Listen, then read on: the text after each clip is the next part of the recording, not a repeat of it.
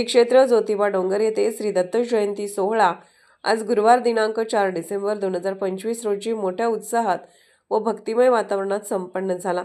आज पहाटे घंटानादानंतर पाद्यपूजा व काकड आरती करण्यात आल्यावर श्री दत्तगुरूंना रुद्राभिषेक करण्यात आला। श्री दत्तांची विशेष अशी आकर्षक महापूजा बांधण्यात आली। त्यानंतर पुरोहित श्री विश्वास जुगर गुरुदेव यांच्या मार्गदर्शनाखाली पुण्यह वाचन, होम हवन, पूर्णाहुती इत्यादी धार्मिक विधी पार पडले। जन्मोत्सव सोहळा श्रीचे पुजारी यांच्या हस्ते पार पडला व त्यानंतर सुंटवडा वाटप करून आतिषबाजी करण्यात आली।